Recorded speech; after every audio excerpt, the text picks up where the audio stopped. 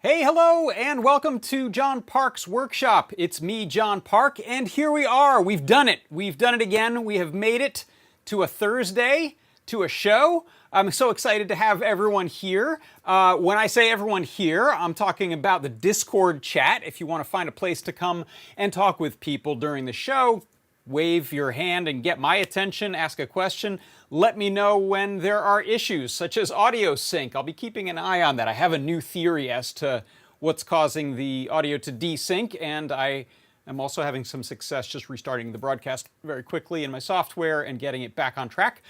So head on over there. I'm also keeping an eye over on the YouTube chat. So hello to everyone watching over there. And hey, Facebook people, nice to see you. All right, so we've got a jam-packed show here today, so I'm going to get going before we run out of time. So first of all, I'm going to mention that we've got a jobs board, and if you haven't been here before, I'm going to encourage you to go and check out jobs.adafruit.com. There it is right there, and if you go there, you can post jobs for free, you can look for jobs for free, you can even post your resume and info, all totally free. And I'm cleaning my glasses here because I want to read this one. This is a new job since last week. Someone is looking for contract hire to do some creation of a countdown timer with separate controls and 3 displays. Looks like it's for a company called Invasion Poker, which sounds hardcore. So go check that out. There's even a forum post to the Adafruit forums where I believe the poster here was discussing what they need. So that might be something you're interested in. If you're looking for some work, head on over to jobs.adafruit.com.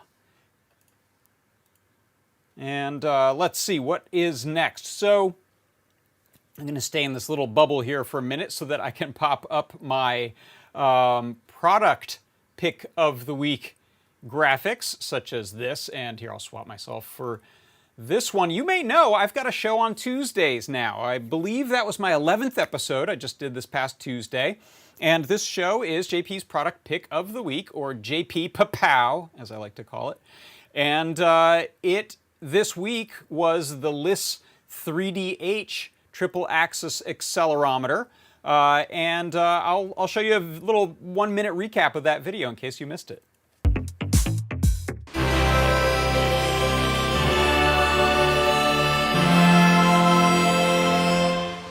Product pick of the week is the LIS 3DH triple axis accelerometer. This is in highly convenient and lovely Stemma QT form factor. Now, I'm just printing out the 3 accelerometer values on X, Y, and Z axes. I'm also using that data to drive the display orientation. This is a feature that I really like having in this, because if you're going to be measuring accelerometer values, you're going to be turning this thing, and rather than turning your head back and forth with it, it just updates so that you can see those values printed on the screen. That's my product pick of the week. It is the LIS 3DH triple axis accelerometer, and I'll set this on my Stemma QT board of goodness, and that's going to do it for today.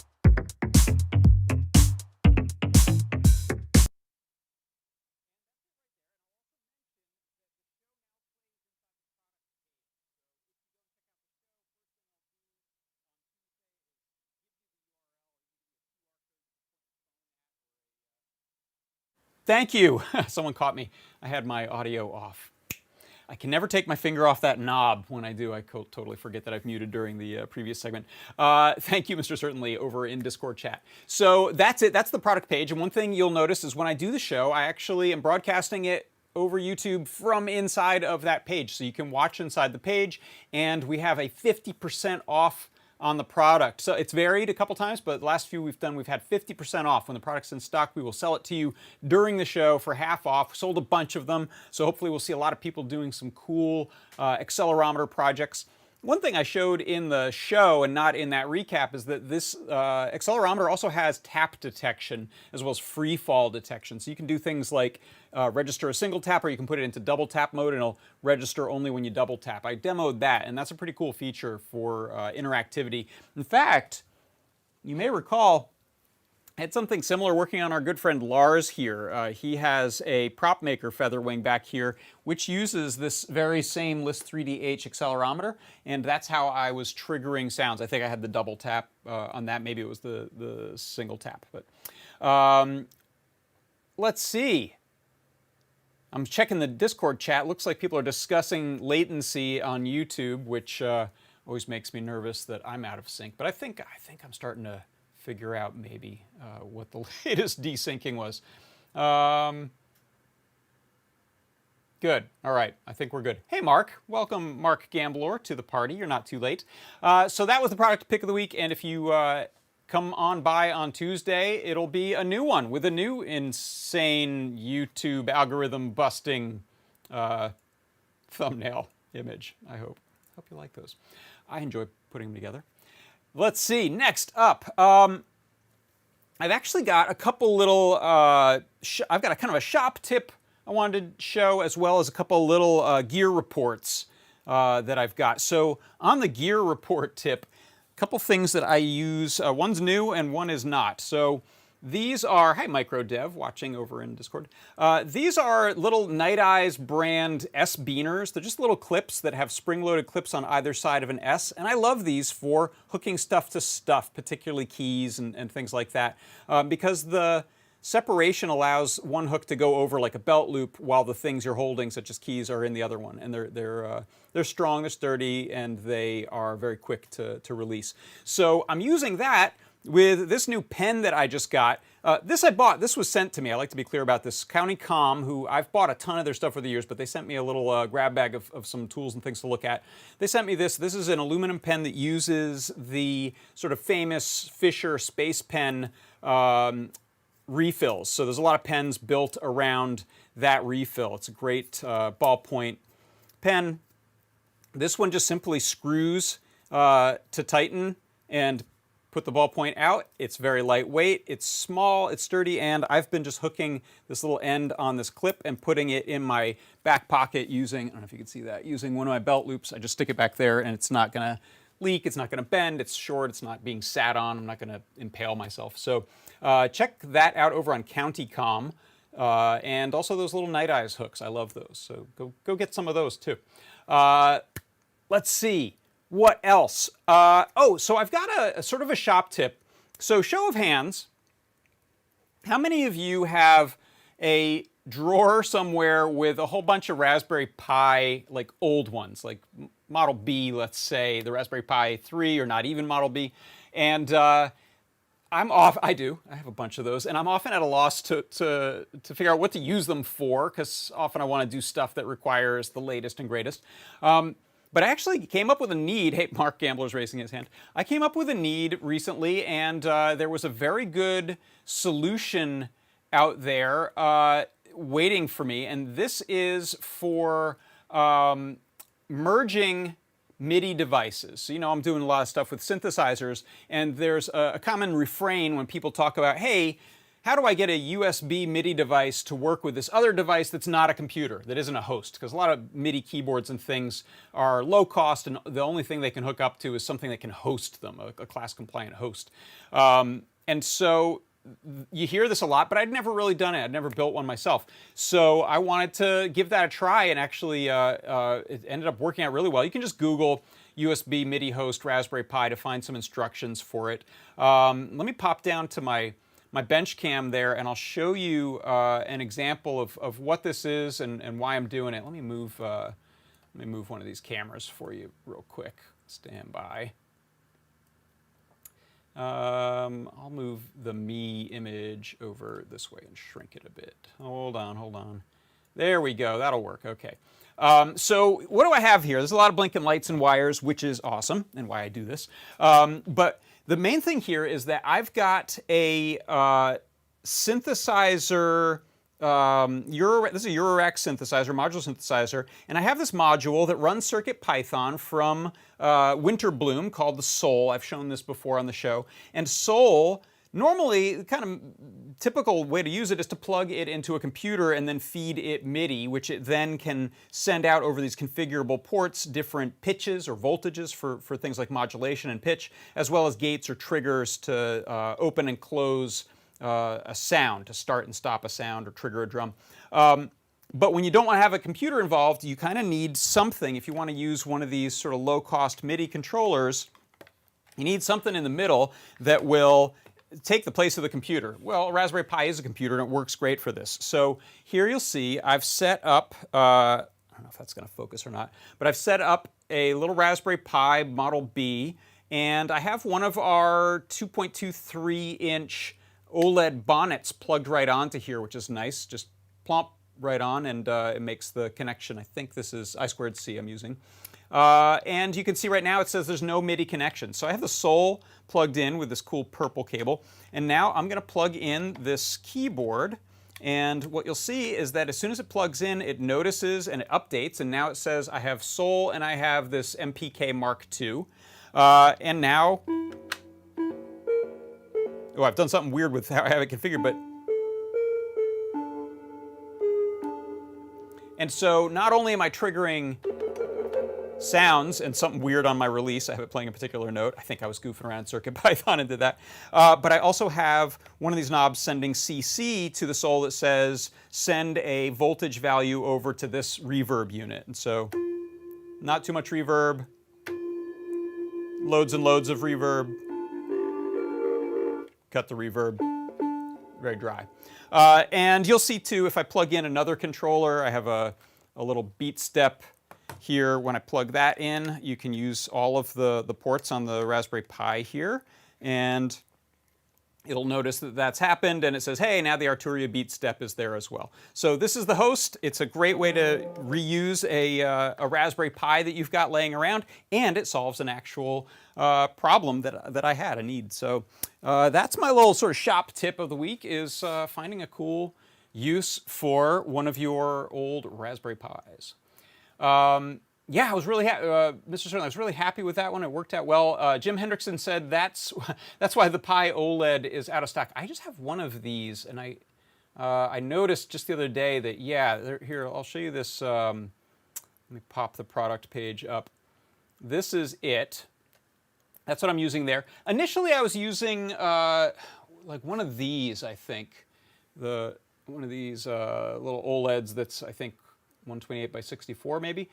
So I had that plugged in with some wires, but it was just sort of a spaghetti mess. So the nice thing about these OLEDs for Raspberry Pi, and there's a few of them. There's also a really, really teeny one for a Pi Zero, which would also work with this project, but you have to figure out the USB plug situation.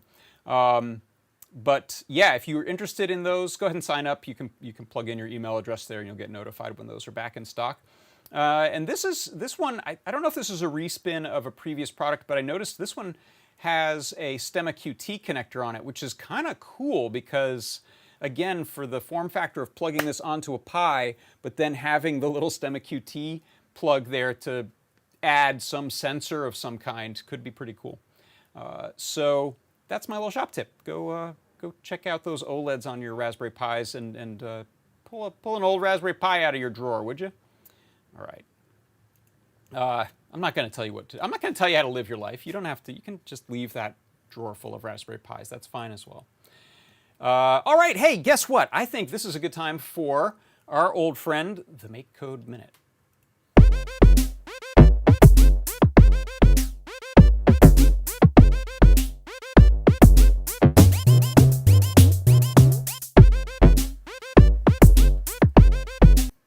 All right, let's get set up. So there's my MakeCode, there's my me, there is a Circuit Playground Express. What I wanted to show today on the MakeCode Minute, what I wanted to show is how you can use the run in parallel blocks in order to have multiple events that include timing, sensitive timing with pauses to run at the same time without conflicting with each other. This is something I run into a lot in sort of all microcontroller programming, as I want a couple things to happen at the same time. I don't want one to wait for the other. This is a really elegant way to do it. So first of all, you'll notice here in my, there we go, in my MakeCode session, I have this control section in the advanced section, and in here lives this run in parallel block. So that's what I'm using. That's the secret sauce here. Then I have it set up so that when I press button A, it's going to run both of these blocks at the same time. So the play melody, which is going to just boo-doo-doo-doo-doo-doo-doo-doo, and it's going to require particular timing to play those notes at tempo, as well as running a little NeoPixel animation, which again has sensitive timing. So check it out. You can see it happening here. And in fact, I'll pull my microphone off and set it near there so you can really hear it. Okay, so that, pardon me one second. So that works really well. What I wanted to do though with the B button here is demonstrate a slightly more challenging example. And in this one, what I'm going to do is same sort of thing. I'm going to run a descending melody. I'm going to run a different animation. But then you'll see I've got this pause block. So what's going to happen is when I press the button, it's going to start counting that pause, 1 second pause. But it's not going to wait on that pause to do the things that are in the run parallel block. So the melody will play, the animation will play, all the while there's a separate process that's counting down 1 second, at which point, after 1 second, it's going to turn on my little red indicator LED, it's going to play a high-pitched tone, and then 200 milliseconds later, it'll turn off that LED. So watch this.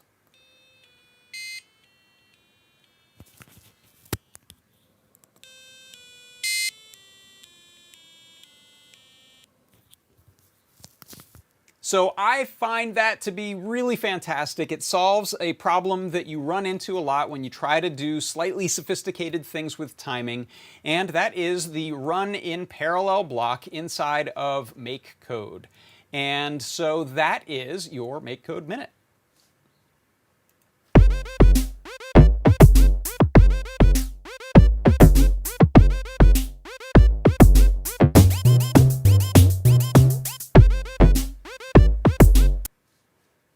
All right, next up, I want to show you a... Oh, by the way, here's the run in parallel documentation. So I don't know if you know this, but all of the blocks in MakeCode have documentation that you can click on and go check out to read more about it, get some examples. So that's that.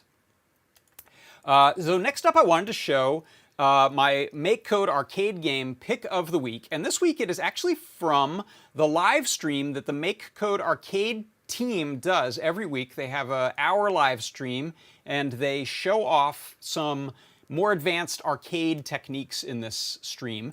This one was a two-parter, and in it they have created a game called Aqua Kazam. So here it is. This is Aqua Kazam. First of all, I love the concept. The concept behind it, sort of prompt, was they wanted to do something with color. So here we have this, I think it's called Water Wizard, is this really cute character.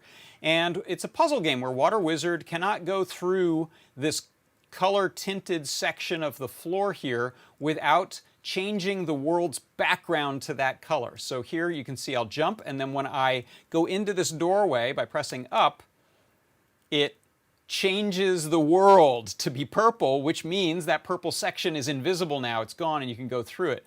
Now we'll pick up this little treasure, and then we pop into a new world. So here we can see I gotta change the world to red, and then I can pop through the floor. I'm gonna need orange for this one. I think this is such a cool mechanic. You can see here now I can't go through this pink part, but since I've got that door available to me now, all of that sort of fading effect stuff is done with this very cool fade extension.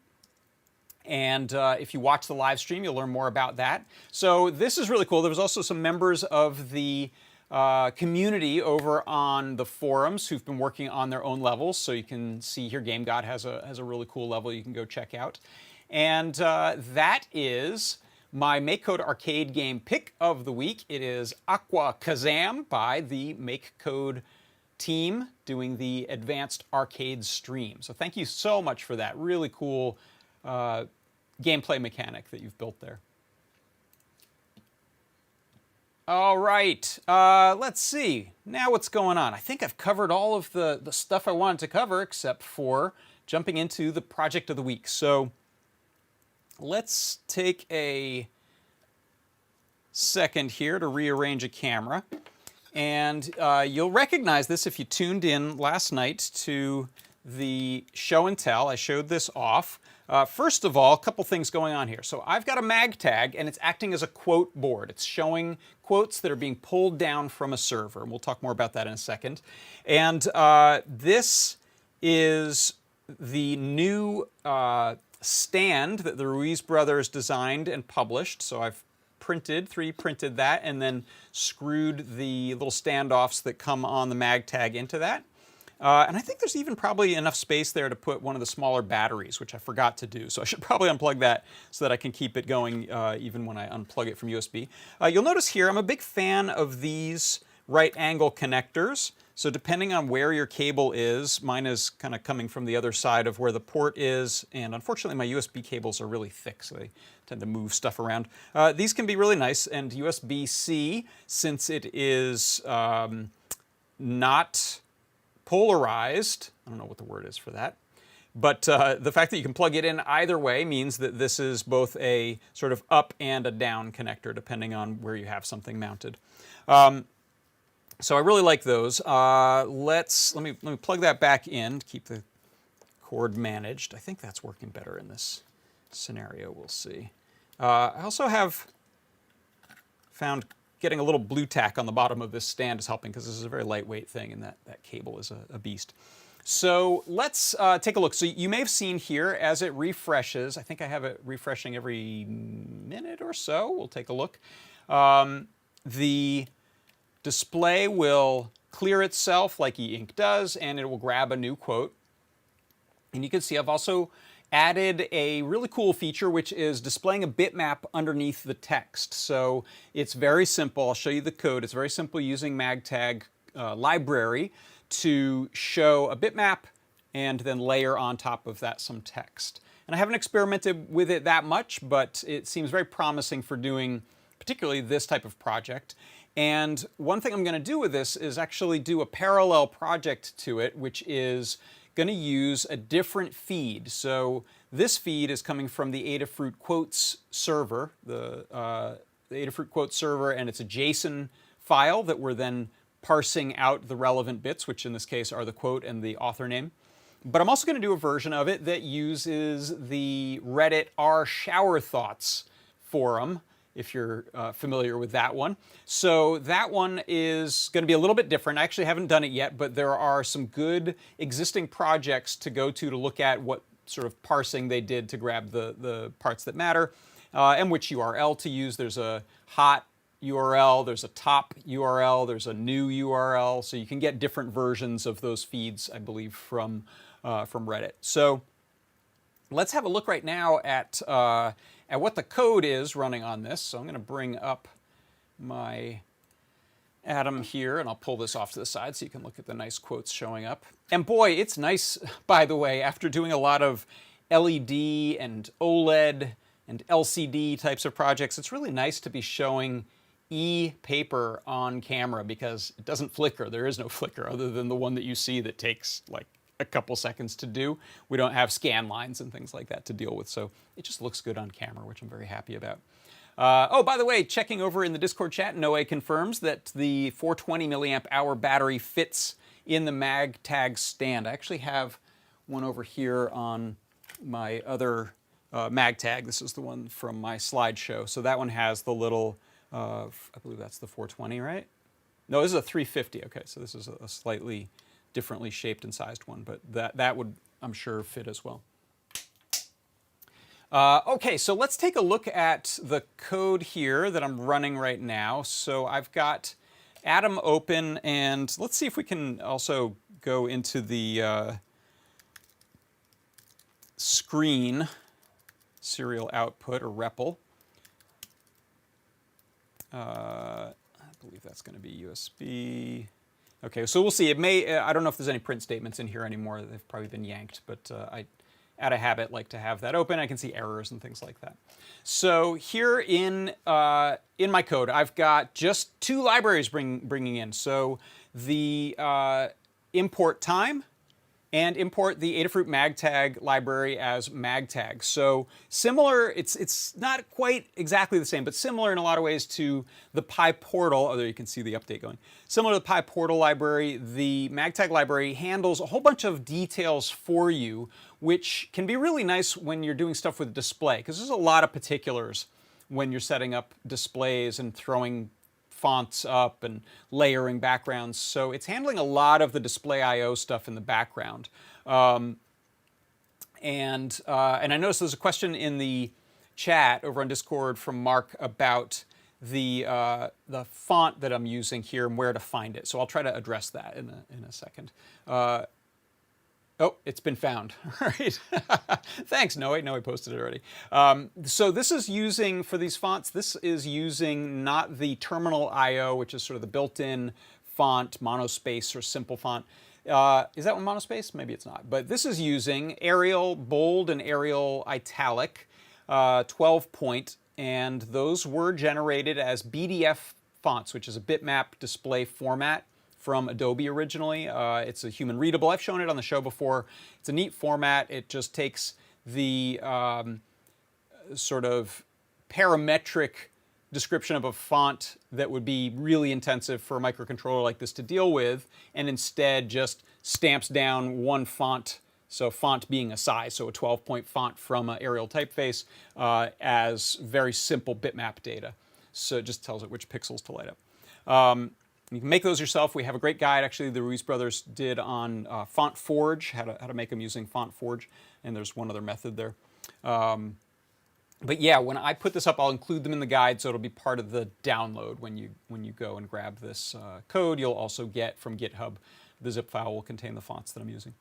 So here is the sort of key to this thing, and it is this URL right here, http www.adafruit.com API quotes.php. So let me go to a browser window for a second, and I'll open that up.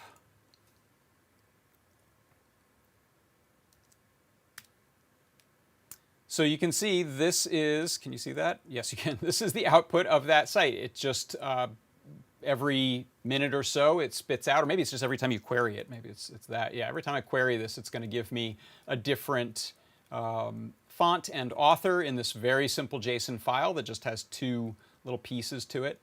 And in fact, since that's so simple, it's nice to look at it in a JSON beautifier, or I should say, even though it's that simple, it's kind of nice to look at it in this hierarchical view. So you can see on the left side here, that's the sort of raw-ish output with a little bit of color coding on it, but it's basically the raw output of that file.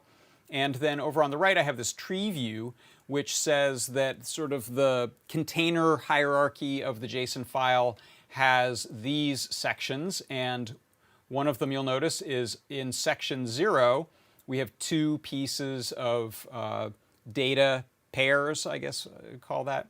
One of them is this key called text, and it's the key is this, be quick but don't hurry. And then the second key is author, and its data is John Wooden. So if we, let's see if we can reload the URL and get a different answer. So you can see that format stays consistent. It's always going to be this hierarchy of the top level and then down to this level 0 set of key data pairs, and then we have these two, text and author. So since that's consistent, when I go, let me go back to the code view here. When I go and look at grabbing that PHP, I can set that data source in the MagTag library, which has a JSON parser, and then I can say, here's the two, I'm making two variables. One is the 0 text key, and the other is the 0 author key. So those become quote location and author location. Next thing we do is set up the MagTag, and we're calling these arguments to it. The URL is the data source. So this could be copied and pasted right into here. And these little bracket sections could be copied and pasted right into here, but this keeps it nice and clean for changing stuff out. But that's how the MagTag is being called, with those that URL and that JSON path, how to parse that document and grab the stuff we need. Then MagTag.graphics set background. It doesn't get any easier than that. So I've done this, of course, in the past with display.io. That's what's happening under the hood. But here, we can just pull up an image. In fact, I wonder, I might still have the first one on there. Let's try to resave, and let me show you the MagTag there. I could break everything here, but we'll see. This is what it looks like. When we resave, it's going to restart the board. It's going to connect to my Wi-Fi access point. I don't know why it's kicking me out of screen there. I've noticed it's doing that with this. TTY.usb. Try it again. There we go. We're back in. No, I don't still have that BMP in there. Oh well. If we had a different BMP in there, and we can go check. So I'm just gonna pop over to my file system and look on the board. Okay, I have Adabot BMP in there, so we can change it to that. Let's do that.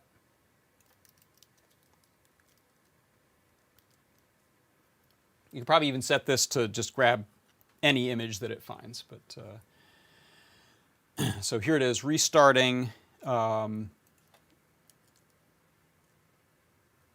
This time it's, there you go, retrieving data, replies okay. So it got on pretty quickly too to the Wi-Fi, and it's just using a different image, and that's just one I was using for, you can see it's hard to read on top of that one. So we'll go back to the original one I had, save one more time. And the next thing that happens is we refresh. So I think this is just because the MagTag.graphics set background command doesn't have auto refresh turned on. So I have to call that MagTag refresh so that it refreshes it. And this is nice because it allows you to build up a whole bunch of things and then refresh them all at once rather than sort of piecemealing it. Then we do this MagTag network connect, and that's going to go to my secrets file. And the secrets file includes my SSID and password for my Wi-Fi access point. It gets online. Here you can see is my text setup. So MagTag add text. This adds a text object, and in this case it's in bold 12 point, the BDF that I already made that's saved on disk, saved on the Circuit Pi drive. And then we just have some settings that I'm sort of hand massaging right now just to get it centered and aligned and dealing with the fact that some of the text is longer. The one thing I've noticed here is that sometimes the author name is too long and it's running off the end. So I may do some center anchoring. I think that's something that Lady Ada was suggesting as I look at center anchoring for these so that they work from the center out. And then I'm adding a second text object. This is what's going to be the author name down at the bottom, and this is in a different font, the italic. There's a little timestamp being set for being able to count the time, count down the 1 minute that goes by. And then this is the main loop of the program, so you can see once every second, every 60 seconds, that's what's commented out there. So while true, if we haven't set the timestamp yet, just because the program is restarted, or if the time monotonic is less than 60, minus the timestamp is less than 60, then it will try to go and fetch. So it does this try except loop. This might get moved out into the library and you won't see it in regular code here, but we were getting an error sometimes that it was easier to use this try except. So if it fails, it doesn't just error out all the way. It excuses the error. And this is all that it takes to do the update. It's value equals magtag.fetch. So that sets the value to be the key pair that we get from the JSON file and it updates it. So it's all, you can tell it's kind of a black box there. You may want to look at the library and see what it's really doing if you have reason to pick it apart, but it's also super convenient because it means in very, very tiny little bit of code, you're able to set up something like this. So if I had I don't know if anyone has any examples that are easy to use. I probably shouldn't try that in live stream, but if you have an example of a JSON, a URL that supplies a JSON file with a couple interesting bits of text that are sort of short-ish, you could take that URL, look at the JSON file, figure out what the key for the text itself and the author are called, where they live in the JSON hierarchy, and change it out so that you can pull in different quotes. So that is all that it takes. I'm gonna, like I said, I'll be updating this to use a second version using the shower quotes, and I'll make a different background, a little bit of different background art. One thing you'll notice about the background art there is that I'm using that 4-color grayscale that we have, so that we have something a little more interesting to look at than just black and white. So I've got some light gray in the background, I've got some darker gray in the shadow of the little ribbon curlicues I made. Oh, hey Bunny, sorry, your name here is so long that you're falling off the edge. So I'll be fixing that. But that's what's up next. So keep your eyes peeled for this slideshow guide. I'm working on it. It should be out within the next week, a little less, a little sooner than that. This is the slideshow I showed last week. And I actually can't remember. Sorry, I'm unsure if I showed this. I think this was functionality I may have added after the show, but now I've got a little rewind button that turns on a light. I've got a little button for turning on audio and off audio, so I'll hit that. Now it's going to do audio. So those are some of the features that you'll see in the guide version. I just can't remember which things I got to before last week's show. All right, I think that is it. I'll pop into the chats to see if there are any questions that anyone has. Let's see. Oh, hey, Brent. Brent Rubel is over in the YouTube chat taking care of business. Thank you so much. Some questions about when things will be back in stock. You know what? Sometimes we know that we've got something that's imminent, but a lot of times the answer is if you sign up, you'll get an email. So on a product page, if you put your email in, your email address in, you'll get an email when the product is back in stock. And yeah, if there's any questions over in Discord, shoot them at me. Happy to answer any. And let's see. I think that's it. I will say again, go check out the Winter Bloom Soul. I'm going to try to do some more, maybe just little videos on my personal channel about this box that allows us to convert MIDI into control voltage. I know it's niche, but it's interesting that it's a CircuitPython-based device. Go look in your old Raspberry Pi drawer, pull one out, make a fun project. That was one that I was delighted with. By the way, something in that project that I thought was really cool, and you know what, I'm just going to bring up my notes on this one because I think it's worth sharing the URL, because one thing this project does really well is it sets up very simply using some scripts a read-only Raspberry Pi. So let me find my notes on it. Where did you go? How about, yeah, here's my notes. Okay, so let me make a little text thing in my stand by. I promise this is worth it if you're interested in these things. Let's do an overlay with some text. It won't be a pretty typeface. The default in this software is like some weird version of Impact or something like that. Here we go. Will you be able to see that? Yeah, there you go. Numa Studio rpi-midi-complete.html. I'll put that down at the bottom while I talk for a second.